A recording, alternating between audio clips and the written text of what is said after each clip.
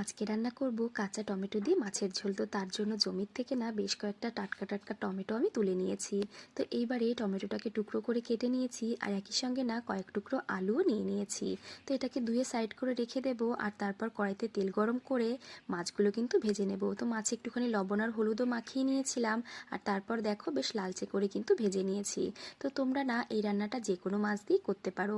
তো এবার একটা মশলা বেটে নিচ্ছি, যার ভেতরে দিয়ে দিয়েছিলাম আদা, শুকনো লঙ্কা, গোটা জিরে আর গোটা ধনে। তো একটুখানি জল দিয়ে মশলাটা বেটে সাইড করে রেখে দিয়েছি, আর তারপর তেলের ভিতরে গোটা জিরে ফোড়ন দিয়ে কুচিয়ে রাখা পেঁয়াজ দিয়ে দিয়েছি, আর দিয়ে দিয়েছি একটুখানি লবণ।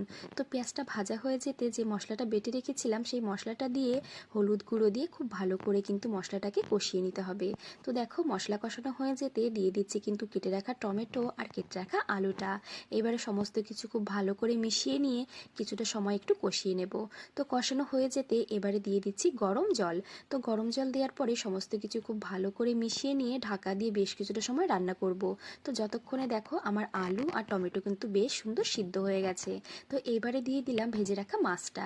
তো মাছ দিয়ে খুব ভালো করে একটু মিশিয়ে নিয়ে আর কিছুটা সময় একটু ফুটিয়ে নেব, যাতে করে মাছের ফ্লেভারটা খুব সুন্দর কিন্তু ঝোলের ভিতর চলে আসবে। তো দেখো এখানে কিন্তু ঝোলটা কমে আসলেই নামিয়ে নেব। আর এখানে কিন্তু ঝটপট রেডি হয়ে গেল কাঁচা টমেটো দিয়ে মাছের ঝোল, যেটা কিন্তু গরম ভাতে খেতে ভীষণ ভালো লাগে।